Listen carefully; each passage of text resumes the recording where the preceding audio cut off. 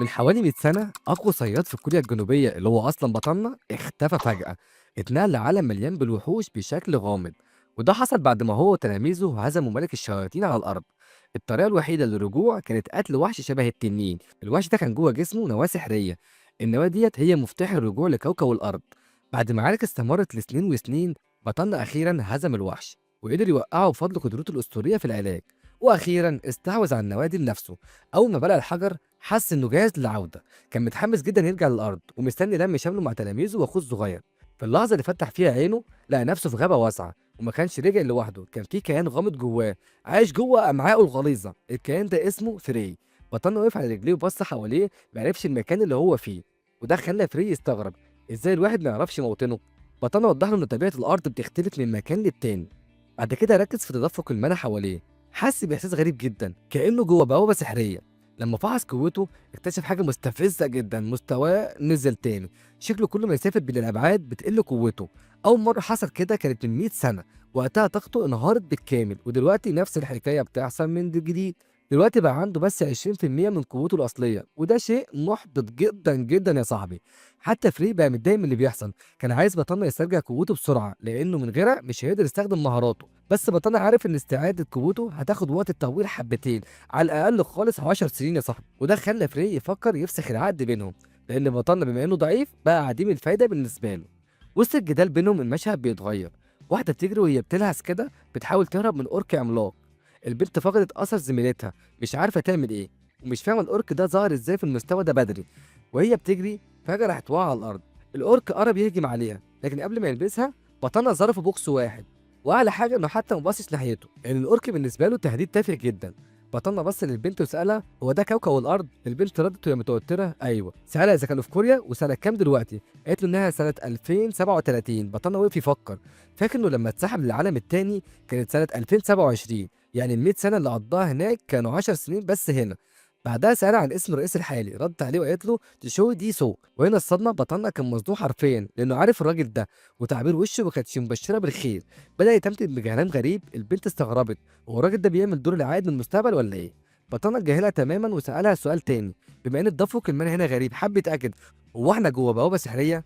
البنت أكدت له بسرعة وقالت له انهم جوه برج التدريب. بطلنا ما كانش سمع عنه قبل كده. البنت بدأت تشرح له التفاصيل. البرج ده ظهر من كام سنة، بقى زي بوابة الصيادين. لو قدرت تخلصه هتصحى قوتك وتاخد مهارات، وكل ما كان تصنيفك أعلى كل ما امتيازاتك زادت، زي الانضمام لأقوى نقابة. عشان كده الكل بيحاول يخلص البرج ده بأسرع وقت. بطلنا افتكر زمانه وقت الصحوة كانت بتحصل من غير اللف والدوران ده كله. فهم ان كل اللي عليه يعمله انه يخلص البرج ده. فسألها بياخد قد ايه الوقت، البنت ردت في العادي 8 اسابيع، لو كنت محترف ممكن تخلصه في 6 اسابيع، اما اسرع شخص عداه فخلصه في 3 اسابيع فقط. وده الراجل عبقري من الجيل التاني اسمه ريوجي وان. بس بطلنا ما كانش منبهر، بالنسبه له 3 اسابيع وقت طويل جدا، وفضل يفكر اذا كان يقدر يخلصه اسرع ولا لا. فجاه حسوا بطاقه ضخمه جدا بتقترب منهم، وبعد لحظات نمر متحول عملاق ظهر، وحش معروف باسم النمر الترول. البنت دخلت في حاله من الرعب والهستيريا، لكن بطلنا كان سرحان لسه بيفكر في موضوع البرج. في اللحظه دي النمر لحس شفايفه كده وهو بيستعد يهاجم، لكن ما لحقش حتى يتحرك. بطلنا وهو واقف مكانه ظرفه بوكس واحد كسر بق الوحش بشكل كامل. واخيرا بطلنا حسم امره، وخمس ايام كفايه علشان اخلص البرج ده. قعدت 5 ايام والمشهد اتغير لنقابه الامبراطوريه. زعيم النقابه مين جون كان بيتابع الاخبار. المساعد بتاعه جه وقال له حد خرج من برج التدريب، ومر 8 اسابيع بس، وده وقت مش وحش. بس بعدها المساعد قال له حاجه صدمته، الشخص اللي خرج مش موجود اصلا في قائمه المشاركين. مفيش اي سجل عن دخوله للبرج اصلا. مش بس كده، الشخص الغامض ده عمل ضجه كبيره جدا بره. لما المساعد عرض صورته على مين جون اتصدم، الملامح دي مألوفه جدا، وعرف ان هونج اخوه الكبير اللي اختفى من 10 سنين. نرجع لبطلنا. البنت كانت في حاله ذهول، ازاي الراجل ده خلص البرج في 5 ايام بس. لكن لما شافت ازاي حطم الوحش الاخير بقى الموضوع مفهوم جدا وواضح بالنسبه لها. وفجاه النظام اعلن انتهاء الاختبار. لكن حصل شيء غريب، النظام حاول يحسب مهارات بطلنا بس فشل. واخيرا البوابه اتفتحت. بطلنا كان مستعد للخروج، وحان وقت بدايه فصل جديد في العالم الخارجي. اول ما خرج استقبله الممتحن. الناس وهي متجمعه بدات تلمس وتتكلم عنه، الكل متفاجئ من ظهوره الغامض. في اللحظه دي دخل شخص جديد للمشهد، كان واضح انه مش عاجبه الهرج والمرج اللي عمال يحصل ده. الراجل ده معروف انه قائد الفريق التاني. الممتحن لاحظ وجوده وراح قال له على التفاصيل. قالوا ان شخصين خرجوا من البوابه، لكن المشكله ان واحد منهم مش موجود في قائمه الدخول اصلا. القائد بص على بطننا من فوق لتحت كده، واول حاجه لفتت انتباهه مفيش عليه ولا خربوش واحد، مع انه شكله ضعيف جدا وهزيل. مستحيل يكون عدى الاختبار من غير اي اصابات. فضوله زاد فقرر يتصرف بنفسه. زق الممتحن على جنب كده، اركن يا اسطى، وراح يسال بطنه مباشره: هو انت مين يالا؟ واسمك مش موجود ليه في السجلات؟ بطننا رد عليه بكل بساطه: انا ما دخلتش من المدخل اصلا. لكن القائد ما اقتنعش. قال له: اي حد يدخل من البوابه لازم يخرج منها. ازاي بقى انت خرجت من غير ما تدخل؟ بطلنا كان هادي جدا، واضح انه مش عامل اي اعتبار للراجل ده، وده بدا يستفزه جدا. القائد اتحرك ناحيته وحط صباعه في وشه وقال له بكل وقاحه: وانت غبي يالا؟ كان مقتنع ان بطلنا عنده قدره تخفي او تمويه. وقتها هدده بشكل مباشر: لو ما قلتش الحقيقه اعتبر نفسك ميت يا حماده. لكن بطلنا فضل بنفس تعبيره البارده، وده خلى الراجل ينفجر من الغضب. بقى اكتر عدوانيه وبقى يشتم ويزعق ويقل ادبه. لكن بطلنا ما كانش عنده طول بال، كان متضايق من حاجه تانيه. ريحه بق الراجل ده كانت معفنه جدا يا جدعان. فقال له بكل برود: اقفل بقك يالا.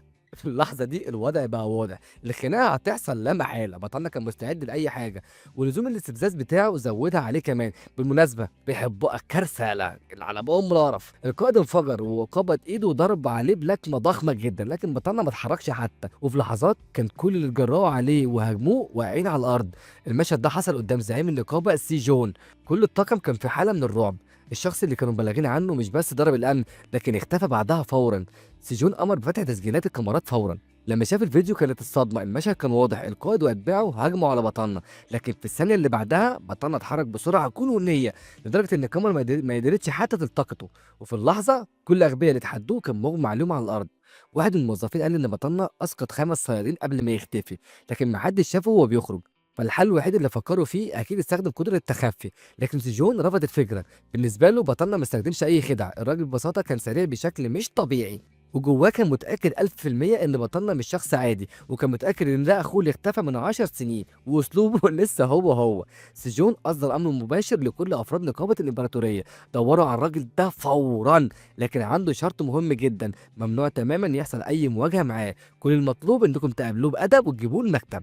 سجون عايز يقابله بنفسه. طاقم النقابة اتحرك بسرعة عشان ينفذ الأوامر بتاعة القائد. لكن سجون كان لسه مستغرب من حاجة كبيرة: كان فين بطلنا كل السنين دي؟ وليه ظهر فجأة دلوقتي؟ والطريقة اللي اختفى بيها وظهر بيها طريقة مش طبيعية. ولو كان في كوريا طول الوقت ده أكيد كان هيجي لنقابة الإمبراطورية أكتر من مرة، يبقى أكيد في سبب قوي لاختفائه الطويل. وفي اللحظة دي لاحظ البنت اللي خرجت مع بطلنا من البرج، وقرر يسألها عنه. لكنها بسرعة لوحت بإيديها وقالت له: ماليش أي علاقة بيه ولا أعرفه يا فندم، إحنا بس خرجنا في نفس الوقت. سجون صدقها، لكن كان عنده ملاحظة صغيرة: البنت دي خرجت من البرج بسرعة غير متوقعة، وده معناه حاجة واحدة: البنت دي أكيد اكتسبت مهارة قوية جدا. البنت اتكسفت واعترفت بتواضع: أنا قدرت أحصل على مهارة بدرجة A+. لكن بالنسبة لسجون دي مش حاجة بسيطة، بدأ يفكر في ضمها للنقابة على طول. قال لها: العقد هيكون مناسب ليكي تماما، وكل اللي يهمني إنك تكوني مرتاحة معانا. البنت كانت في قمة السعادة وبدون تردد وافقت على العرض فورا.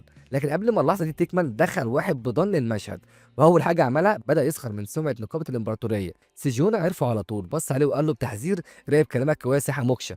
الشخص ده مش اي حد، ده الصياد ريوجي وان، صياد من الدرجه اس، وهو زعيم نقابه جوم جانك. وجنبه كان واقف شخص تاني واللي هو تشوي سول، وده برضه صياد من الدرجه اس، وهو زعيم نقابه الاسد الابيض.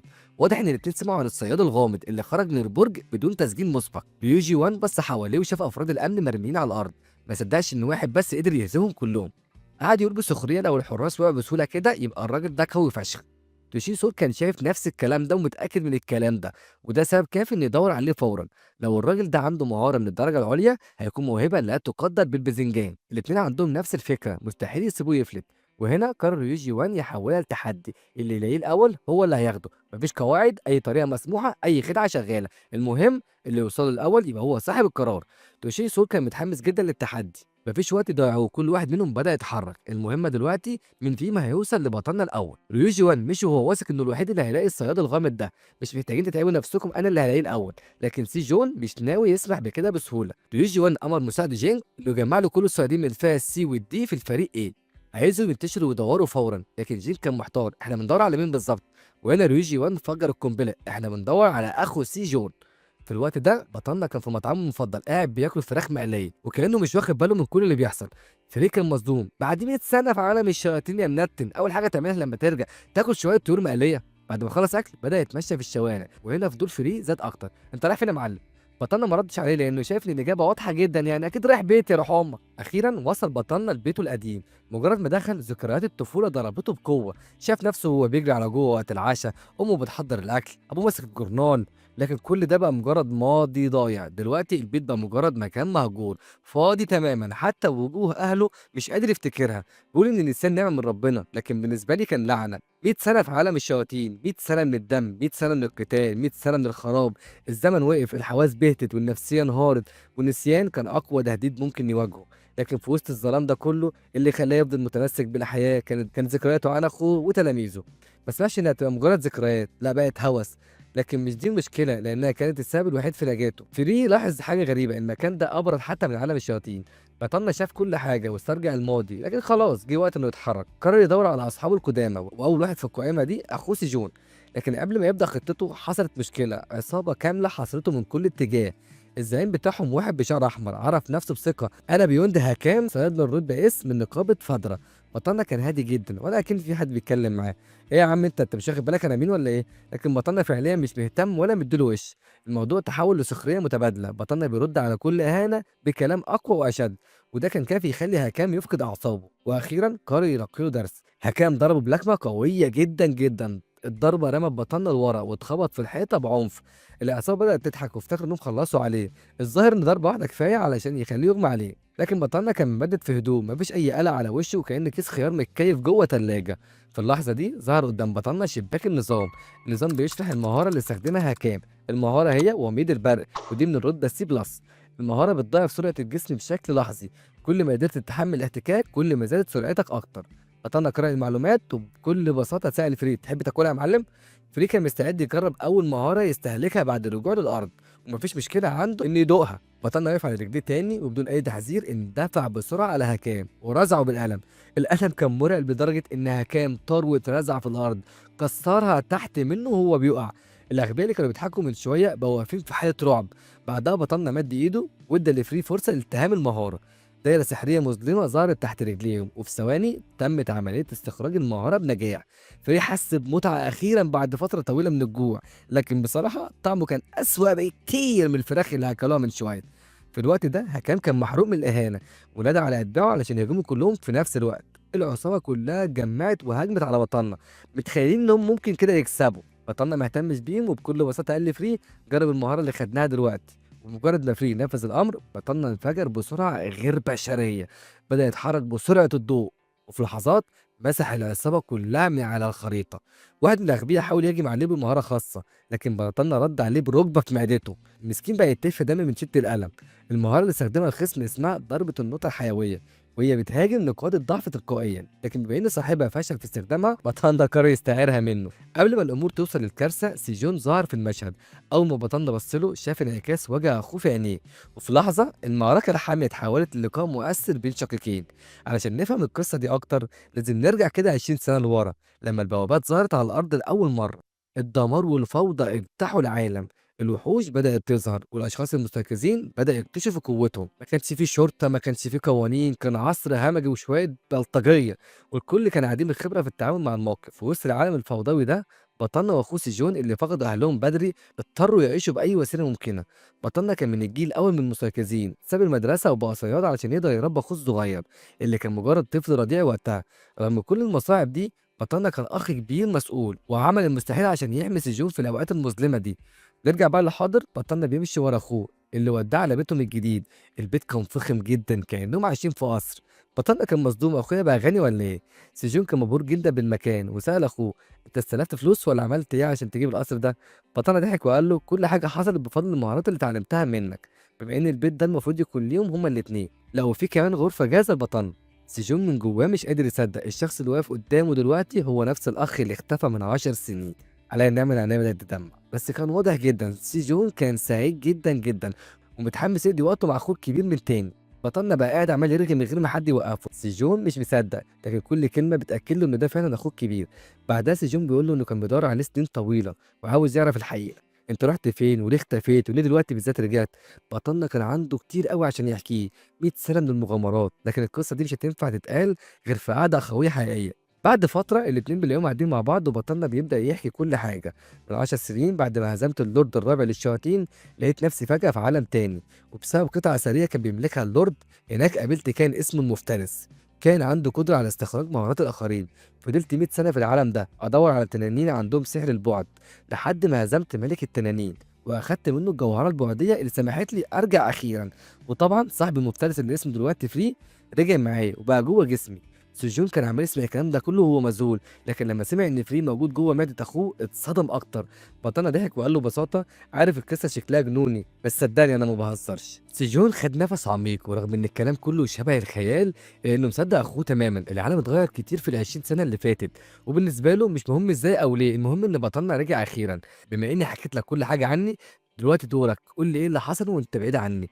بطلنا كان عاوز يعرف كل حاجة، خصوصا حاجة واحدة محيراه جدا: ازاي تشو ديسو بقى رئيس الدولة. من وقت اختفاء بطلنا، تشو ديسو ده سرق الفضل في هزيمة اللورد الرابع وادعى ان هو اللي قتله، وحصل على لقب اعظم صياد في الجيل الاول. بالسمعة المزيفة دي قدر يوصل لمنصب الرئيس، وبقى بيصدر قوانين ضد نقابة الامبراطورية باستمرار. سيجون كان قلقان من اللي ممكن يعمله تشوي لما يعرف ان بطلنا رجع، لكن بطلنا انفجر من الضحك: انت بتهزر؟ الراجل ده حتى مش من رتبة اس، وقدر يضحك على الناس كلها. وقتها بطلنا افتكر العصابة اللي هاجمته قبل شوية، اللي كان قائدهم بيقولوا انه من نقابة جونج جانك. فسأل اخوه: دول شغالين تحت قيادة تشوي ولا ايه؟ سيجون هز راسه وقال له: لا، تشوي عنده نقابة اسمها انفنت، انما جونج جانج دي تابعة لشخص تاني تماما.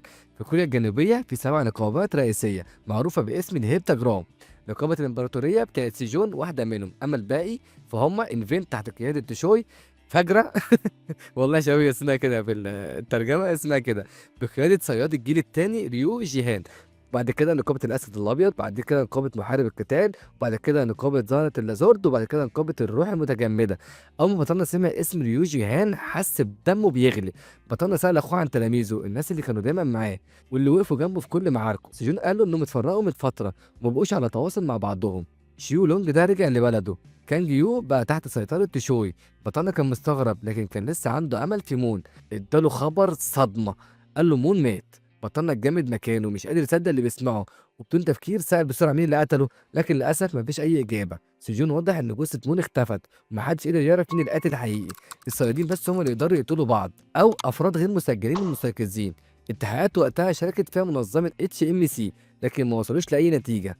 بطلنا كان مصدوم من الصدمات اللي بياخدها واحده ورا التانيه، فسأل اخوه: ايه قصه HMC ديت؟ سيجون بدأ يشرح له: دي وحدة تحقيقات خاصة بالصيادين، وكالة دولية متخصصة في جرائم المستيقظين، عندهم سلطة مطلقة في التحقيق وبيقدروا يعتقلوا أي مجرم مستيقظ. ببساطة الشرطة الخاصة بالصيادين.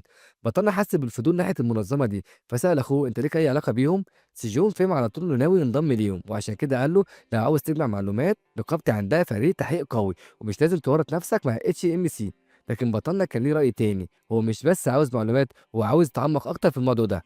سيجون حاول يقنعه يرتاح بس الاول، وقال له: المنظمه دي بتتعامل مع القتله، مش افضل مكان ليك دلوقتي، خد وقتك وبعدها فكر في الموضوع.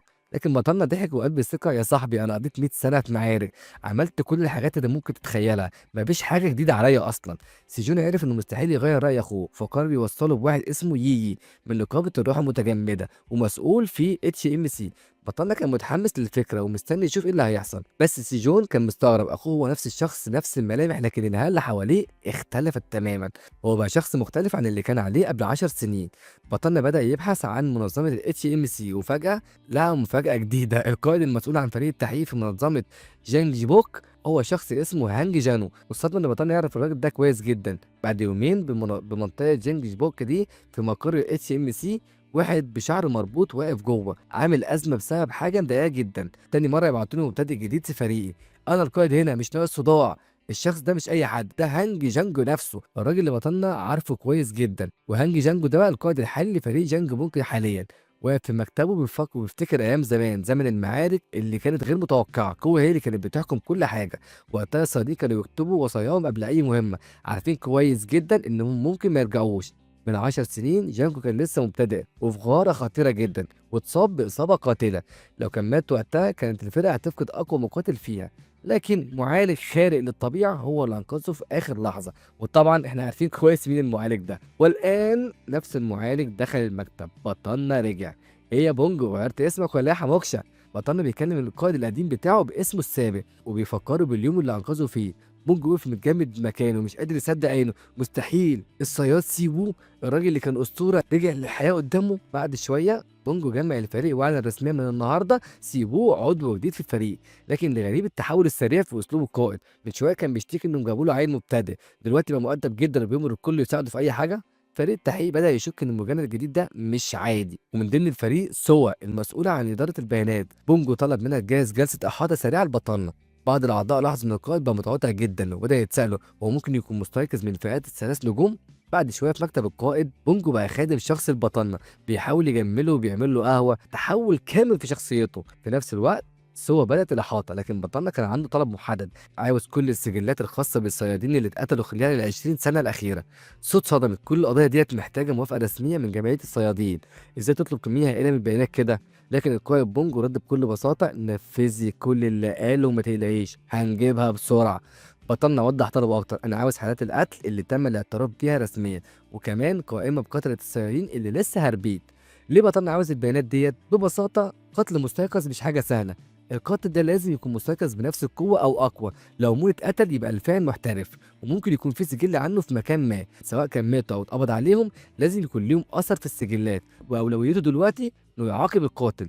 سوا جمعت المعلومات لكنها محتارة إزاي أوصلها ليه. بطلنا رد ببساطة ابعتيها على تليفوني. فجأة حد نادى على القائد بونجو عاوزه في مكالمة خاصة، في طلب دعم طارئ من الشرطة. واضح إن في مشكلة كبيرة، وبنعرف إن في حرب عصابات انفجرت في الشوارع، والكارثة إن بعض أفراد العصابات دول مستيقظين والشرطة مش عاوزة تتدخل. ليه بقى؟ لأن واحدة من العصابات المشاركة دي هي سيربروس، والقائد بونجو اتنرفز جدا لما سمع الاسم ده. أما بطلنا ما عندوش أي فكرة عنهم. سوا وضحت له إن سيربروس دول مش مجرد عصابة عادية، دول تجار أسلحة وقتلة مأجورين ومتهمين بتهريب المستيقظين وليلة سودا سعادتك. بطلنا شد انتباهه الجزء الاخير ده، لو الكلام ده صح ممكن يكون مرتبط بمقتل تلميذه، خصوصا ان جثته عمرها ما ظهرت. يلا يا بينجو خدني معاك. القائد بيتضايق جدا لما بطلنا بيناديه باسمه القديم ويقول له قلت لك مليون مره اسمي جينجو دلوقتي. لكن المشهد بيتنقل مباشره لارض المعركه، وبنعرف ان عصابه الحاسدون عديم الدم اتمسحت من الوجود بالكامل على ايد عصابه سيربروس. بتشوف جانجو الراجل التاني في القياده واقف بكل غرور وبيشوف جثث اعدائه قدامه، والراجل التالت في العصابه واقف جنبه بيقول نكت سودا كده عن الطريقه اللي قتلوا بيها خصومهم. المجانين دول فرحانين بالمجزرة اللي عملوها. انفجار ضخم جدا بيهز المكان، واحد فجر حيطان المبنى ودخل بكل هدوء. طبعا بطلنا دخل الساحه. كانجو ده بدا يرغي بثقه، لكن بطلنا كان متاكد الراجل ده اكيد قتل صيادين قبل كده. الموقع اللي جبت منه ملخص واضح انه حذف مشاهد المعركه، والنتيجه ان عصابه سيربروس اتمسحت من الوجود. حتى كانجو نفسه واقف مذهول ومش عارف يتصرف. بطلنا كان اقوى بكتير، هزمهم كلهم بسهوله وسرق مهاراتهم كمان. كل اللي عمله هنا كان اختبار لقوته، وخلينا نشوف هل المستيقظين المجرمين دول بقى اقوى من قبل. والنتيجه العصابه دي كانت مجرد كمامه، من الافضل ان احنا نقصهم كلهم من جذورهم قبل ما يبقوا اقوى. القائد جينجو اخيرا وصل واعلن انه مسح الطابق العلوي بالكامل، لكن لما بص حواليه لقى كل العصابه ميته على الارض. ايه اللي حصل هنا؟ بطلنا رد بكل فخر سبت واحد حي محتاجينه عشان نحقق معاه. القائد كان مرتبك جدا، هو احنا كنا المفروض نقبض عليهم مش نقتلهم؟ لكن بعد التفكير طالما هم اللي هاجموا الاول نقدر نقول انه كان دفاع عن النفس. القائد كان عارف ان العصابه دي خطيره جدا لدرجه انه عليهم اوامر اعدام مباشره، لكن فكره ان بطلنا لوحده مسحهم بالكامل ده اكيد جنون. ودلوقتي هو فاهم تماما ليه بطلنا كان معروف باسم الكلب المسعور. وفي نفس اللحظه حد كان مستخبي تحت الاساس. بسرعه كلم سينيرا، العصابه كلها اتمسحت من الوجود. الراجل اللي سمع الخبر ده جيرتو، بنعرف انه صياد من الفئه ايه، وكان زعيم النقابه الحمراء في هونج كونج، وراح ينتقم لاخوه. المعركه لسه ما خلصتش والصراع الحقيقي على وشك ان هو يبدا. بطلنا كان بيحقق في قضيه مقتل مينجون، لكن في نفس الوقت بيتفاجئ ان بيته اتسرق بالكامل. الميزه في المنى في العالم ده انه من السهل تتابعها وتحللها كمان، وده بيساعد على كشف قدرات ورتب الصيادين. وبالتالي كان من المفروض ان الجمعيه تلاقي اي خيط يوصل للمجرم، لكن في الحاله دي القاتل كان ذكي جدا ومغطي كل اثاره. مينجون ده كان عالم اثار وابحاثه كلها كانت في غايه الاهميه، ومع ذلك ولا حاجه من متعلقاته اتبقت فيها نقطه مانع. بس هنا السؤال، هل السرقه دي كانت مجرد عمليه سطو عاديه، ولا يمكن الحرامي كان مجرد سرق عادي مش حد مخطط من البدايه؟ لكن الشجون استغرب من الفرضيه دي. بطلنا وضح فكرته، المسروقات دي قيمتها عاليه جدا، وده معناه ان كان المفروض يسيب اي اثر وراه، لكن لو الحرامي كان عاوز يمحي كل الاثار دي كان هيولع المكان كله. وده بيأكد حاجه مهمه، ان مقتل مينجون ده والسرقه كانوا جريمتين منفصلتين، حد استغل موته وسرق البيت بعدها. بطلنا بدأ يربط الخيوط كلها مع بعضها. انا شفت قضايا مشابهه قبل كده، معناه ان في حد بيلعب من ورا الستار. اخوه حاول يقنعه يسيب الموضوع ده، لكن بطلنا كان مصمم، انا مش هسيب القضيه دي تتقفل كده. لكن وصل لطريق مسدود، المجرمين في كل مكان لكن مفيش اي خيط قوي. بطلنا بدأ يفقد أعصابه وهو في أحد الأماكن الضيقة، لكن فجأة سمع محادثة مشبوهة بين اتنين مجرمين. المنظمة مسحت أماكن كتير من غير أي أوامر أو تصاريح، الناس بتختفي وكأنهم بيترموا في الجحيم. المنظمة دي باين عليها قوية جدا ومحدش يقدر يعترض طريقهم، حتى المجرمين نفسهم خايفين منهم، وبعض الصيادين أقوياء مش بينضموا لهم، لكن واضح إن حد بيلعب بموازين القوة في العالم السري للصيادين. بطلنا سمع كل حاجة وقرر يكشف عن نفسه فجأة، وأول ما ظهر بيقول لهم إيه أخبار المستودع بتاعكم؟ المجرمين اتصدموا، اللي أرنب الجبان اللي فيهم كان على وشك إن هو يغمى عليه. عارف إن بطلنا هو اللي بيمسح المجرمين من الوجود. الزعيم بتاعهم نادى على رجالته فورا: حالة طوارئ يا رجالة! لكن بطلنا فضل واقف مكانه وبدون أدنى خوف بيقول لهم: قولوا لي فين المستودع والا مش هتخرج من هنا سليم. الزعيم شاف انه خلاص ضمن الفوز، احنا اكتر منه في العدد وهنخلص على ميتيك امه بسهوله. هو مش عارف انه لسه داخل على كابوس حي اصلا. المجرمين كانوا فاكرين ان هم بيحاصروا بطن، لكن في الحقيقه هم اللي حطوا نفسهم في موقف صعب. بما انكم جمعتم نفسكم قدامي يبقى وقت التدريب اسف يا رجاله. بطلنا فعل مهاره جديده وبدا يتوهج بدون ذهبي ساطع جامد فشخ. العصابه كلها اتعمت لثواني وفي لمح البصر كل رجاله العصابه وقعوا بضربه كهربائيه قاتله. المساعد الوحيد اللي فضل وقع على ركبته مرعوب: هو انت حتى مش بني ادم زينا؟ بطلنا رد بابتسامه مجنونه: انا مجرد مجنون مستمتع باللعبه. وهنا اللعبه انتهت والمجرمين كلهم في قبضه بطلنا. دلوقتي يقدر يحصل على معلومه مهمه جدا اللي هي مكان المستودع، والتحقيق بياخد منحنى جديد تماما. بطلنا اكتشف سر مهم جدا اللي هي مذكرات مين جون السريه كانت محميه بسحر قوي.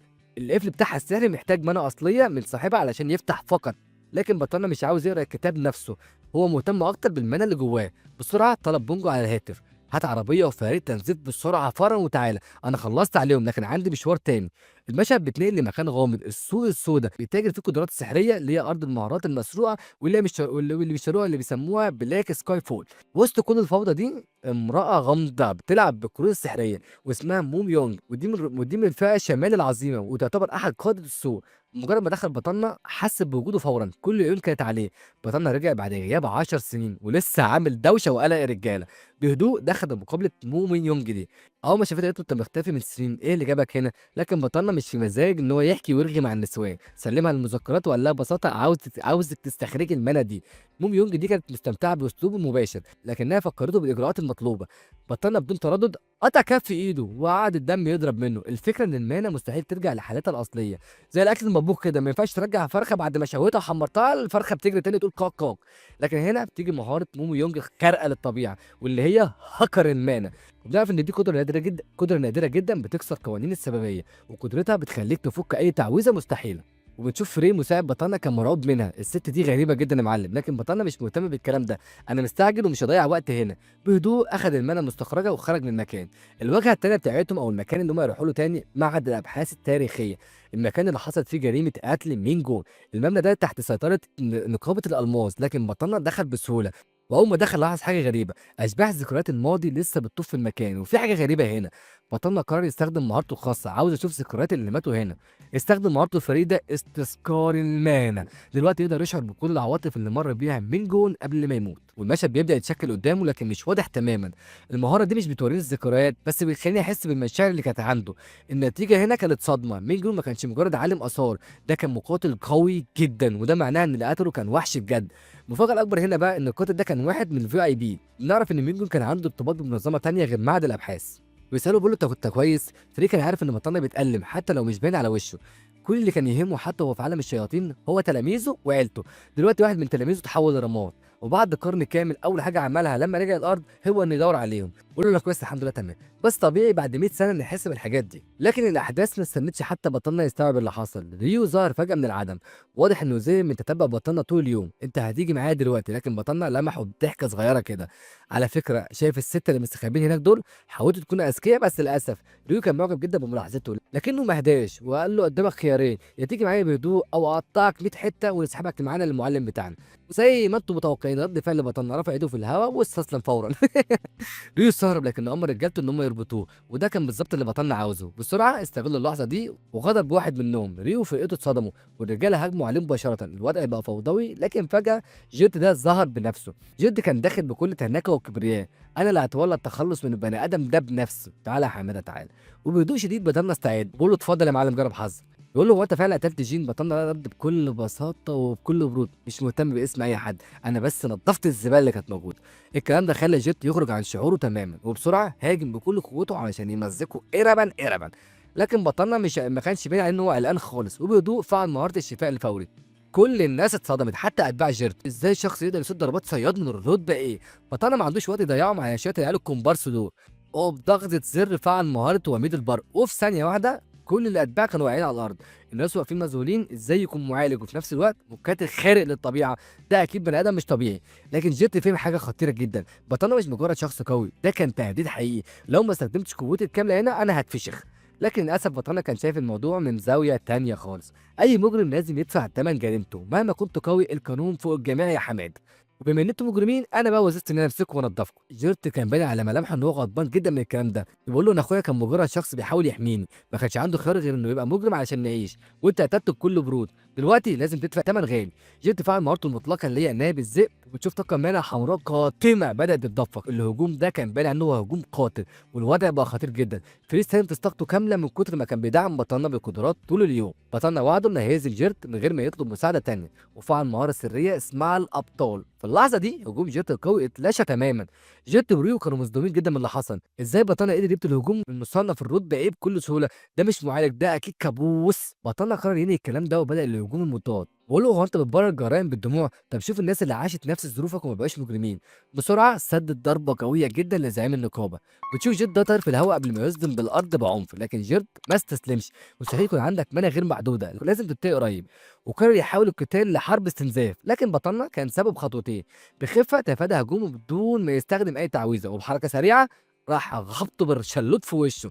ضربة ضربتين سلم من اللكمات نزل على جيرت. بطلنا شاف نقطة ضعف جيرت وبيستغلها لصالحه. مشكلتك انك بتعتمد على مهارة جسمك نفسه مش قادر يتحملها. بنشوف جيرت ده وهو بينفجر من الغضب وقرر انه يهاجم بكل ما عنده، لكن هل هيقدر يقلب الطاولة؟ شوف جيرت وبيضغط على بطلنا وبيرجعه لورا. الوضع بقى خطير، بطلنا في الهواء بلا دفاع، وجيرت بيمر رجالته ان هم يقيدوه بسلاسل عشان ينهي القتال ده. بتشوف ريو مش عاجبه اللف والدوران، وبيقول له: "هو انت في الاول طول ما حدش يتدخل، دلوقتي عاوزهم يساعدوك؟" لكن مطرنا زي ما هو ولا فرق معاه اي حاجه، بيقول له: "برافو عليكم، رجعتوا في انكم تبقوا مجرمين حقيقيين." وفي لحظه استخدم تعويذه سرقه الحياه. بنشوف جد بدا يتحلل وهو حي، يعني هو صاحي عم جسمه بيتحلل، جسمه بياكل نفسه بنفسه. وبنشوف ريو واقف مصدوم مش قادر يصدق اللي بيحصل.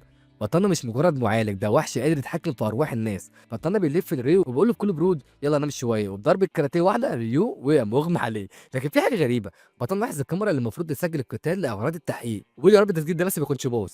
لكن هنا الصدمه الحقيقيه، اللي كان ماسك الكاميرا ضغط على بث مباشر بدل التسجيل.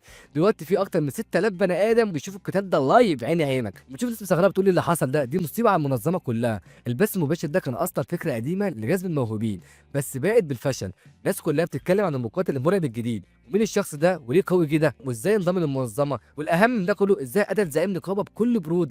واخيرا اقوى راجل في كوريا تشوي ديسيو قرر يتدخل في الموضوع. وبعد ايام بطلنا ولا همه حاجه قاعد في كافيتيريا نقابه الامبراطوريه بياكل وقاعد بيشرب ومروق على نفسه. الناس كلها مقلوبه بسبب الفيديو، وهو شغال قاعد مشغول بالاكل بس. حتى فريم متضايق ان هم بيزعجوه وقت الاكل. البث المباشر بقى ترند على الانترنت، بس لحسن الحظ الكاميرات كانت بعيده جدا فوش بطلنا ما كانش واضح. لكن كان في مشكله اكبر. تشوي رئيس المنظمه قضى 10 سنين بيحاول يمسح اي اثر لبطلنا.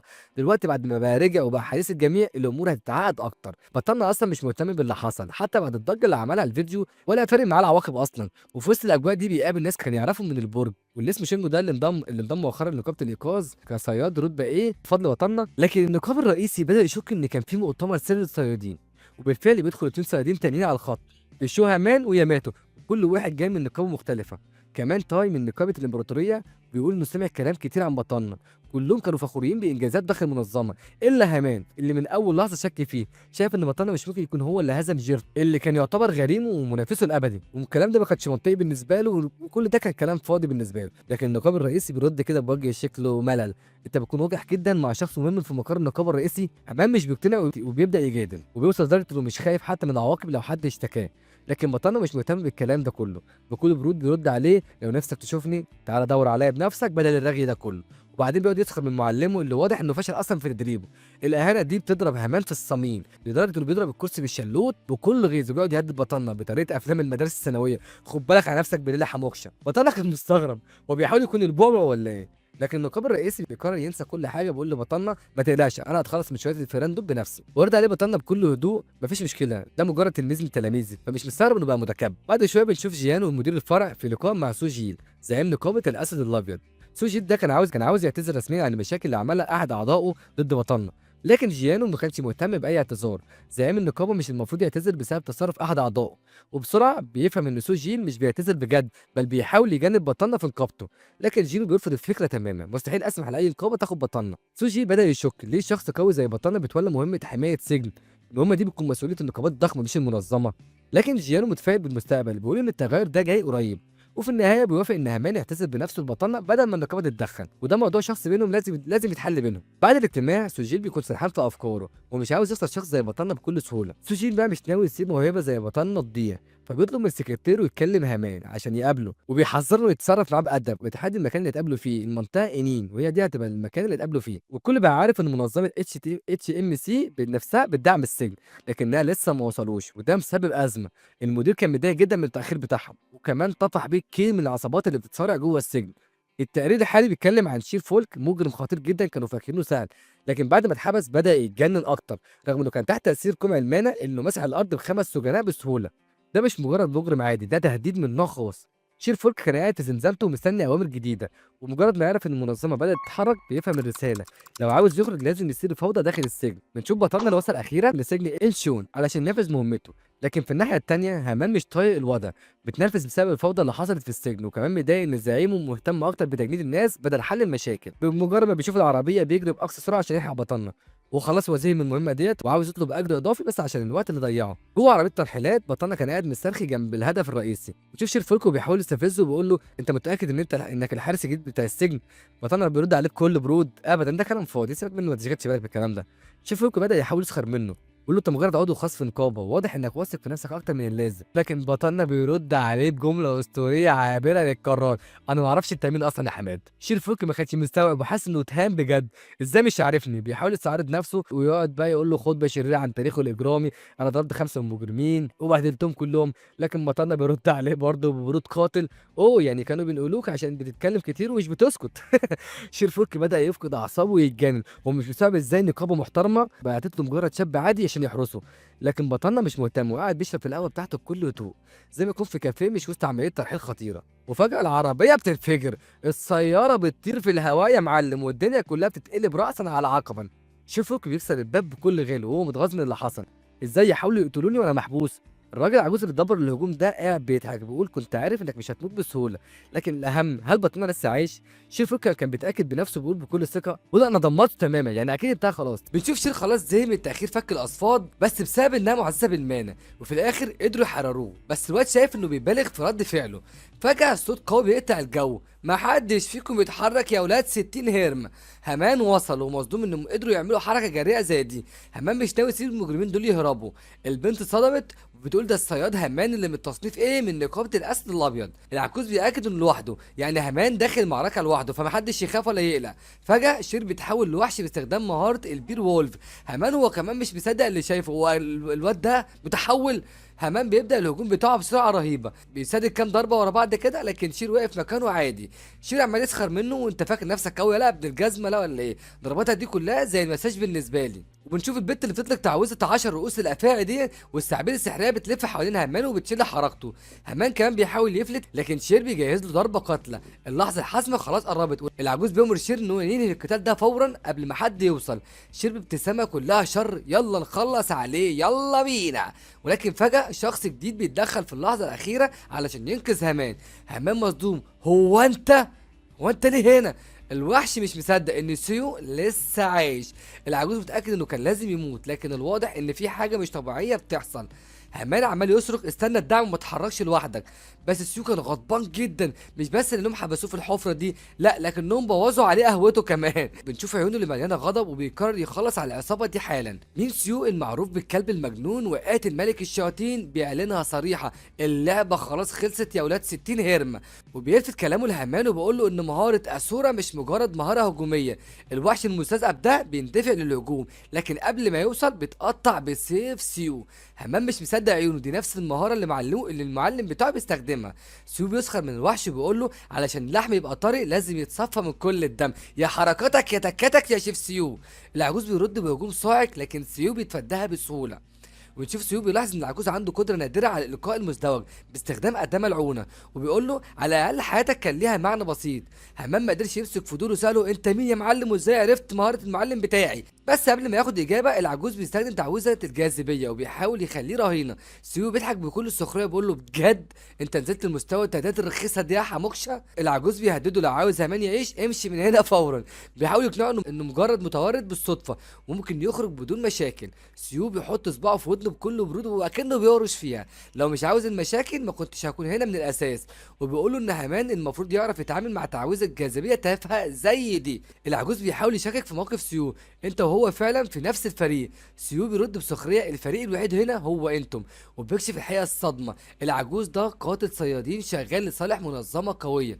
العجوز بقى مصدوم، ازاي سيو عارف كل ده؟ سيو مش بيدي فرصه للعجوز وبيفتح اسراره واحد ورا التاني، اخيرا بيطلب منه الحقيقه انت شغال مع مين؟ العجوز بيحاول يهدد تاني بس سيو بيرد عليه بنظره قاتل، جاوب من غير ما تهمش. فجأة العجوز بيطلع أداة ملعونة وبيفجر تعويض صدمة، لكن الصدمة الحقيقية سيو بيمتص الهجوم ده بدون أي مجهود. العجوز مش فاهم هل سيو استخدم تعويذ البرق لتعطيل الأداة بتاعته؟ في محاولة للهروب العجوز بيتراجع بسرعة لكن المفترس جوه سيو بيقول له الوجبة بقت أشهى. فجأة ايد سيو بتبدأ تضيق، قوته رجعت بنسبة 40%. بيبص العجوز بسخرية مش هتضيع الوقت أكتر، عندك أيام قليلة عشان تعيشها أصلا. العجوز بيعترف إنه صياد قاتل لكن بيرفض كشف اسم المنظمة، بيقول له لو اتكلمت هموت فورا. في اللحظة دي همام بيقف على رجليه وكمان الوحش بيرجع لوعيه. سيو مش بيضيع وقته وبيسأل العجوز هو انت خايف من الموت؟ بيبدأ في تفعيل تعويذة ضخمة جدا، 3 دوائر سحرية بتظهر حواليه. العجوز بيموت من الرعب وبيزعل الوحش اتصرف بسرعة هيفشخوني، لكن الوحش بيزعق فيه اخرس قبل ما يغطي نفسه بهالة بنفسجية وبيندفع ناحية سيو. همام بيتدخل وبيوقفه، دلوقتي بقينا متعادلين. فجأة سيو بيطلق تعويذة 1000 ريح، الانفجار الهوائي بيرمي الوحش والعجوز بعيد جدا. سيو بيندفع بسرعة ويمسك العجوز من رقبته وبإيد حديدية بيقول له انت فعلا حاسس بالموت، وبيضغط اكتر وبيسأله كم مرة لازم اوصلك لحافة الموت قبل ما تتكلم؟ همام بيتفرج بذهول. سيو بيقتلهم وبعدها بيعالجهم علشان يعذبهم اكتر، يخرب بيت المجزره.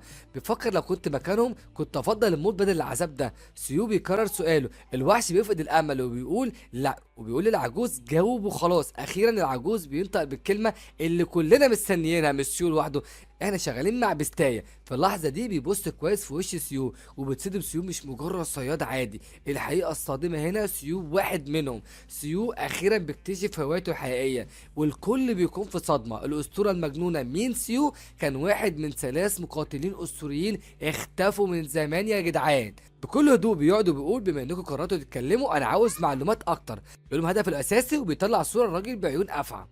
والمشهد بتاعنا بيتحول وبيكشف منظمة القتلى بيستيا، ودي منظمة سرية بتطارد أقوى الصيادين وبيقودها واحد اسمه كرو. قوتهم زادت من زمان ونفوذهم بقى منتشر في العالم كله. العجوز كان من الجيل الأول للقتلة وانضم ليهم من غير تفكير ووقع على عهد الصمت، حياته ومماته بقت في ايد المنظمة. لكن لما سيو خلاه يواجه الموت أكتر من مرة انهار وأخيرا اعترف، القاتل اسمه بلاك مامبا. سيو مش عاجبه الاسم لكن بيدخل في الموضوع الأساسي، عمركم قتلتم الصياد يونج مين جون؟ الجو بيتوتر، احساس رهيب بالخوف بيغرق المكان. بتشوف بالي بينهار بسرعه ما نعرفش حاجه عن الموضوع ده لكنه بيكشف معلومه خطيره. بيستيا عندهم اجتماع سري بعد اسبوع، مهمتهم كانت تحرير الوحش من السجن علشان يحضر الاجتماع. العجوز هو في حاله يأس بيطلب من سيو ياخدهم كلهم كاتباع ليه، وهنا الصدمه الكبرى، هامان بيولع من الغضب بيزعق مستحيل ان احنا نثق فيكم. بيلتفت لسيو ويقول له احنا اخوات مش هتصدقهم صح؟ سيو بيرفع حواجبه كده، اخوات انت بقيت اخويا امتى يالا يا عيله؟ همام مش بيستسلم وبيقول له بما انك بتستخدم الهاله يبقى على الاقل انت سنيور ليا او معلم ليا، ويمكن كمان تبقى معلم معلمي، سيبك منهم خد لنا تلميذك بدلهم. لكن سيو بيوقفه فورا، اسكت شويه، بياخد لحظة للتفكير وهدفه الحقيقي هو بلاك مامبا. لو ساب العجوز والوحش بيستيا هتقضي عليهم، والأسوأ خبر سيو هيوصل ليهم كلهم. القرار النهائي سيو بيعلن ان انتوا هتبقوا اتباعي. همام مش قادر يصدق والعجوز بيبكي من الفرحة. سيو بيحط شرط قاتل لقبولهم كاتباع، لازم ياخدوا قسم المانا وده عهد غير قابل للكسر. الوحش بيتردد شوية لكن العجوز بسرعة يقاطعه، اما توافق او تعيش الموت 12 مرة كمان. وبخوف شديد بيوافقوا. العجوز بيعرف نفسه باسم الشبح الاحمر، والوحش بيكشف عن اسمه الحقيقي الشير فالك. بمجرد ما بيكملوا عقد سيو بيطمنهم طول ما انتم مخلصين حياتكم هتبقى في امان. لكن مين بقى اللي ما كانش راضي ده كله؟ صديقنا هامان، وبيقلبها دراما وبيقعد يتشقلب على الارض زي العيال الصغيره، وعمال يقول له ازاي بتقبلهم وانا لا، وبيقعد يهدده لو ما خدتليش تلميذك انا هبلغ النقابه عن كل حاجه. سيو بيرميه بنظره مرعبه كده وبيبتسم بكل هدوء بيقول له ايه انا كنت بهزر بس. وبعدين بيمحي لفافه القسم وبيقبل هامان كتلميذ. هامان بيقعد يتنفس بصعوبه لكن سيو عنده مخطط اكبر، بيحتاج شخص واحد كمان علشان يستخدمهم لتنظيف الفوضى اللي جايه. المشهد بيتغير وبنشوف جوه منظمه الاتش ام سي ضابط تخين بس غضبان جدا وبيطلع غضبه كله على قائد الفريق جونج جو، وعمال يساله ازاي شير فالك هرب، وبيقول ان كل اللي بيقولوه عن اتش ام سي ده طلع مجرد وهم. المفاجاه سيو قاعد مسترخي على الكنبه وبيرد بكل برود. الراجل كان سريع قوي وما لحقتوش، هعمل له ايه يعني؟ جونج جاو ده كان بيبص له باشمئزاز، حتى الكذب مش بتتعب فيه. الظابط التخين ده لسه عمال يزعق فين الظابط الجديد المسؤول عن النقل؟ العمليه كلها كانت فوضى. لكن جونج جو بيقلب الطاوله، العمليه كلها كانت متعمده، وبيكشف ان شير فالك كان بياخد مساعده سريه من ضباط كبار بالسجن مقابل رشاوي. والظابط التخين عمال يقول له ده كلام فارغ. شوف بقى شوانج شوف بيقول بكل ثقه فهمت الشيكي لكن الموضوع خطير جدا ولازم نحقق فورا في سجن انان. سيو كان بيحط خطه الاختراق لكن جونج ما كانش مقتنع، بيسال ازاي هنقتحم منظمه قتل كامله بفريق صغير. سيو بيرد بابتسامه بارده الهدف بسيط جدا هو اباده كل واحد فيهم. في اجتماع بسيتيا القائد بيسخر من اللي اختفوا. بنشوف هيوجي عمال تصرخ بغضب بتقول انا هقتل الوغده بنفسي، وبنشوف سكارموس عمال يامرهم بالهدوء لكن القائد بيضحك وبيعلن مبارزه حتى الموت، اللي فائز هو اللي هيقتل الخونه. بلاك مامبا ده كان ما كانش مقتنع وبيقول ده كلام فارغ. المشكله ان موقع الاجتماع اتفضح، وقبل ما يكمل كلامه اجراس الانظار عماله تداوي. الجميع بيتصدم حتى اقتحم المقر. 5 متسللين بيهجموا المداخل الخمسه، وبتشوف 5 اعضاء بينطلقوا علشان يصدوا الهجوم لكن واحد منهم بيتريق على بلاك مامبا وهيوج لسه لازقين في القائد. بلاك مامبا بيضحك باستخفاف دول مجرد كمامه. وبنشوف بعيد عنهم جونجو بيتسلم فتحات التهويه وهو متوتر وبيفكر ليه دايما اللي بياخد اخطر مهمه، لكنه بيواصل التقدم بحذر والمفاجاه مستنياه جوه. قبل نص ساعة الفريق كان بيتجهز بره المقر. العجوز عمال يشرح المداخل بتتغير طول الوقت، هنخش واحد ورا التاني بس في النهاية كلنا هنكون جوه. سيو بيوزع الأجهزة اللاسلكية لو حد واجهه مشكلة خصوصا مع بلاك مامبا يستدعي الدعم فوري. جوانجو بيلاقي نفسه في طريق مسدود جوه المقر، عيونه بتلمح فتحة تهوية فوقه وبدون تردد بينط جواها وبيعدي كل طبقات الأمن واحدة ورا التانية لكنه مش عارف ايه اللي مستنيه قدام. جوانجو بيلاقي نفسه في قلب غرفة القتلة، 5 منهم وقعوا ومفيش وقت لطلب الدعم. بياخد شوية كرات من جيبه وبيرمي واحدة على الأرض بهدوء. الزعيم بيبتسم بسخرية دي وقعت من ماكينة القمار بتاعتك يا هيدجوج. هيجوك بترفعها وبتضحك تقول له شكل كده كسبت الجائزه الكبرى. فجاه الكره دي بتنفجر زي قنبله ديناميت. بلاك مامبا بيلمح القنبله الجايه ناحيته وبلمسه واحده بيردها ناحيه التهويه بكل سهوله. وبنشوف جوانجو مش عارف يستخبى اكتر وبينط للمعركه مباشره. بيبص حواليه بيلاقي ان هو قدر يوقع واحد بس. بامبا عمال يستهزأ بيقول له بس كده. سنيك مان ده او الراجل الثعبان بيهز راسه باحباط، خاينين باعونا مقابل عرض رخيص. جوانجو بيستخدم مميت ساطع علشان يعمل خصوم. في اللحظه دي بيطلق خنجره بسرعه البرق. بامبا عمال يضحك عليه والصدمه جسم سنيك مان ده او الراجل الثعبان بيتجدد لحظيا بقوه مانا خام وبيهجم وبيضرب جونجو في الحيط بضربه قاتله. بتشوف بامبا ده هو عمال يتمطع كده بملل، ضربت مكان حساس بدري شويه خلينا نخلص عليه. لكن فجاه صوت تحطيم ضخم في الخلف، الفريق بيندفع جوه القاعه والجميع بيتفاجئ. بامبا بيتفادى هجومهم بلحظه، الارض بتتهد مكانه. وتشوف سنيك مان ده بيراقبهم بشكل كده ازاي مجموعه جديده قدرت تجرح نخبه بيستيا بالسهوله دي وحركاتهم سلسه بزياده. اكيد في حاجه غلط. همان بيتقدم لمواجهه بامبا في القتال قريب لكن قبل ما يضربه بامبا بيخطفه ويرميه بعيد وبيضحك ايه اللي جاب صياد اسد النقاب الابيض وسط الخونه. سنيك مان شكله بيزيد وعمال يضيق عيونه ويفكر مين اللي بيحرك الخيوط هنا. همان عمال يزعق لجونجو وعمال يقول له انهض بدانا الهجوم اول ما قدرنا. لكن الحقيقه سيو كان محضر لكل حاجه مسبقا. سيو كان المحرك الخافي لكل حاجه، الفريق كان بيكسب وقت مستنيين بطلنا يوصل عشان ينهي المهمه. فولك بيعض على اسنانه ازاي هنقبض على وحش زي بلاك مامبا وهو حي. العجوز بيلاحظ حاجه مهمه، القاعه كلها مفخخه، حتى لو بامبا سريع النقل الاني مش واحد من قدراته، لكن الخطر الحقيقي هو كرو. لو دخل المعركه كل السيناريو ممكن يتغير. فجاه بلدي صوته بيعلى في القاعه، محدش هيمشي قبل ما يوصل سيو. سلالة منى حمراء بتنفجر من الأرض وبتمسك كمان، وحتى كروس زعيم. كرو عمال يضحك يقول دي مضيعة للوقت، لكن العجوز ثابت وواثق في التعويذة. فجأة هيدجوك ده بتخرج من الظلام وبتنط على العجوز بشعرها الشائك. بنشوف فولك وجونجو بيندفعوا علشان يدافعوا عنه ومصدومين إنها لسه عايشة. وبنشوف بامبا وبيحط التعويذة بسهولة وبيقول بابتسامة شريرة وقت التنظيف بدأ. فجأة قشور بامبا دي بتتحول للون الأبيض وبتحول لوحش زاحف عملاق. بيقول بكل برود مش هطول عليكم، انا هخلص عليكم بسرعه. جونجو وهمان بيبصوا لبعض، مفيش سلاح يقدر يخترق القشور دي. جونجو بيفكر بسرعه وبيطلق خنجر في درع بامبا، وفجأة الخنجر ده بيبدأ يتآكل بلون أخضر. بنشوف مهارة تآكل بامبا بيحاول يشيل الخنجر، لكن جونجو بيزيد الهجوم. همان بيصرخ لجونجو بيقول له انتبه. ونشوف في صخرة ضخمة جدا بتطير ناحيته، لكن بامبا فجأة بيختفي وبيظهر وراه في لحظة. بامبا بيمسك جونجو من رقبته وبيمثله له. الصيادين الأبرياء مفكرين إن مهاراته الأرقام مهمة في معركة قذرة زي دي. القوة الحقيقية هي اللي تحدد المصير. وقت ما بامبا بيحاول يسحقه، كرو فجأة بينط لورا وبيحس بهالة شيطانية قوية. سيو بيظهر في اللحظة الحاسمة وبيطير في الجو وبيضرب بامبا في الجدار بكل قوته وبيتحرك بابتسامة شريرة. أخيرا لقيت فريستي المثالية. بنشوف هيتشو جرت على ولف جي وتبص لسيو بفضول، عايزة تعرف مين الشخص اللي قلب الدنيا. لكن قبل ما تتحرك دائرة سحرية بتتفعل فجأة وتوقعها أرضا في لحظة. كروز زعيمة بتراقب المشهد مبهورة ازاي سيو فكك كل الدوائر السحرية وحولها لفخوخ. في الزاوية المظلمة فري بيظهر فجأة ويقول بكل غرور الموضوع ده كان ممكن يحصل بس بسبب قوتي. وكرو بتضحك وهي شايفة المكان كله بيتحول لخردة. مبنى قيمته مليار بيتدمر في لحظات على يد سيو. في الوقت ده بلاك بامبا بيقوم من اصابته بسرعه وبيلقي تعويذه، لكن سيو بيقفز لورا وبيتفاداها بسهوله. بلاك بامبا بيبدا يربط الاحداث وبيسال نفسه هو سيو المسؤول عن قتل العجوز وولف جي؟ وبكده العمليه كلها كانت مخططه من البدايه. سيو عيونه كلها مليانه غضب وبيتهم بلاك بامبا مباشره ان هو السبب في موت الراجل بتاعه او في موت تلميذه. من بعيد كرو بتراقب وبتسال نفسها ايه اللي خلاه غضبان كده. مامبا بيرد برود انا مجرد جندي بينفذ الاوامر ملوش ذنب في اي حاجه. لكنه بيسال بشك انت جاي علشان تنتقم؟ فجاه سيو بيكون دايره بارك في ايده، واضح انه ناوي ياخد حقه. لكن في حاجه لازم يعرفها الاول.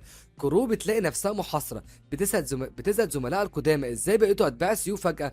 في اللحظه دي سيو بيفعل فخوخ البرق بدل من التعويذات، وبلاك بامبا بيحاول يتحرر لكن القوه بتسحبه لاسفل. عقله مش قادر يفهم نوع قوه سيو بالظبط. فجأة سيو بيشن هجوم جديد وبيخبط بامبا في الجدار بكل قوته وبيجبره يرجع لشكل الصياد العادي بتاعه. بامبا بيتنفس بصعوبة وبيقعد ينزف دم وبيقول له غضبان انا عمري ما شفتك قبل كده، وانا بعرف كل الصيادين من التصنيفات العالية، انت مين بالظبط؟ مامبا بيلقي تعويذة جديدة لكن قبل ما يكملها سيو بيظهر فوق فجأة وبيسحقه على الأرض برجليه. سيو بصوت كله جد الأسئلة هنا بتاعتي مش بتاعتك، وبيضغط عليه أكتر وبيديله فرصة واحدة بس، غلطة واحدة وهتموت.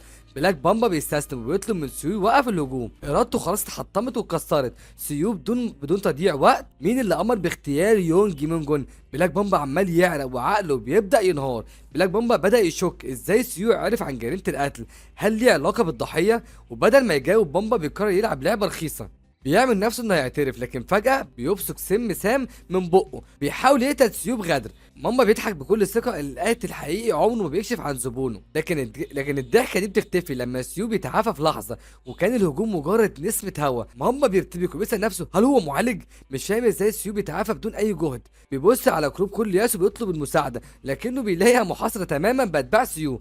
ماما بيفقد الامل تماما واخيرا بيبدأ ينطق اسم العميل اللي كلفه بالجريمة، باندا. لكن قبل ما يكمل كورو بتقضي عليه في لحظه.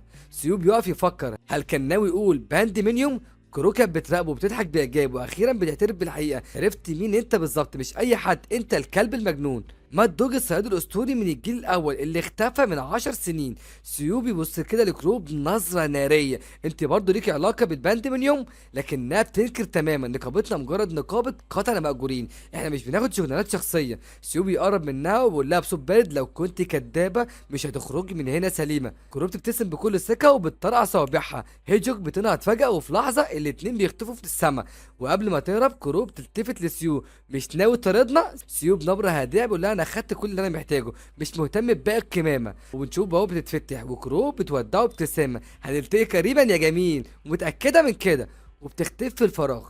وجينكو بيشد شعره، ازاي سبتهم يهربوا؟ سيو بهدوء، لو كنت طردتهم كرو كانت هتفعل نظام التدمير الذاتي، واحنا مش في حاله تخلينا نهرب منها. بنشوف جانجو بياخد نفسه، سيو بيأمره يلم الموضوع اللي حصل النهارده، وكده خلصت شغل كفايه النهارده. وبعد كده سيو قاعد في غرفته بيبحث عن معلومات عن باند منيوم، وعقله بيرجع 20 سنه لورا لاول لحظه ظهر فيها البوابه الاولى. العالم اتغير للابد، المانا انفجرت في الوجود، الاحجار السحريه ظهرت، موارد نادره ملهاش اخر بدات تطفو، لكن معاهم ظهرت شياطين.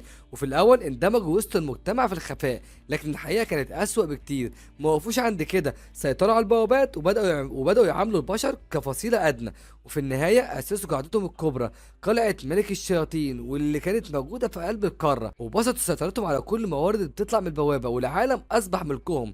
في قلب الفوضى ظهرت مجموعه من البشر اقسموا الولاء لملك الشياطين، واطلق عليهم اسم البانديمينيوم، واصبحوا دول الجسر بين الشياطين والبشر. لكن مش كل البشر خضعوا ليهم، الجيل الاول من الصيادين ظهروا علشان يقفوا ضدهم، وتعلموا التحكم في المانا بسرعه رهيبه، واصبحوا اخر خط دفاع ضد البانديمينيوم. واندلعت الحرب العظمى، معركه دمويه هزت العالم، الصيادين ضد الشياطين. في النهايه البشريه انتصرت، وتم طرد الشياطين من القاره. سيوبي يتذكر بقاله 10 سنين من يوم ما هزم اللوردات الاربعه لوحده، لكن بدل ما يحتفل اترمى في شق بعدي محاصر في عالم الشياطين. لكن السؤال اللي بيطارده، ليه اسم بانديمينيوم بيظهر تاني؟ المجموعه دي تم تفكيكها قبل الحرب بسنين، وفراي بيتدخل. انا لاحظت فرق غريب بين الشياطين هنا والشياطين اللي كنا بنواجههم في العالم الاخر. في العوالم التانية كانوا اوحش بكتير، حتى استعبدوا سلاله التنانين وحولوهم لخدم. الشياطين في كل مكان عصابه واحده كبيره، الموضوع مش مجرد حرب، دي لعبه سيطره، واحنا قطعه الشطرنج فيها. سيو بيقعد يفكر، كان لازم اركز اكتر على فهم طبيعتهم مش بس قتلهم. انماط المانا بتاعتهم اتغيرت خلال ال10 سنين اللي فاتت، بقى اكتر مهاره في التخفي وسط البشر. فيري بيقترح حل بسيط، نقتلهم كلهم، لكن سيو يرد بابتسامه بارده، كنت اتمنى ان الموضوع يكون سهل كده. وفجأة سيجون اخو سيو الاصغر بيدخل الغرفة، ليه طلبت مني اجر مكتب؟ انت في ورطة تاني؟ سيو بكل هدوء، حاجة بسيطة، بدور على اثر مين جون، مش موضوع كبير يعني. لكن سونج يون مش مقتنع، انت من شويه قضيت على منظمه قتل كامله، والمكتب ده كان جزء من خطتك. بيقعد على الكنبه ويزعق فيه، يا اخي كم مره قلت لك حافظ على بروفايلك منخفض، لو الرئيس عرف هيبقى موقفك صعب. سيوب ياخد نفس كده بتنهيده، ما تقلقش، جونجو مسح كل الادله، محدش يعرف حاجه عني. لكن الصدمه ان انا ناوي ازور الرئيس لشيء قريب. سيجون بيواجه مصدوم، هو انت مجنون؟ انت لسه ما استعدتش كامل قوتك، العالم مش زي ما كان من 10 سنين. سيجون بيبتسم بكل خبث كده، بالظبط، وده السبب اللي خلاني ارجع. وصلت لحد هنا يا صديقي، يبقى انت باشا مصر وعم الكوكب، وانفع اللايك بقى لو نسيت، واشترك لو انت مش مشترك، وشارك الفيديو مع الشله وشله الشله لو حابب دعم اخوك. يلا اشوفكم في ملخص جديد، مع السلامه.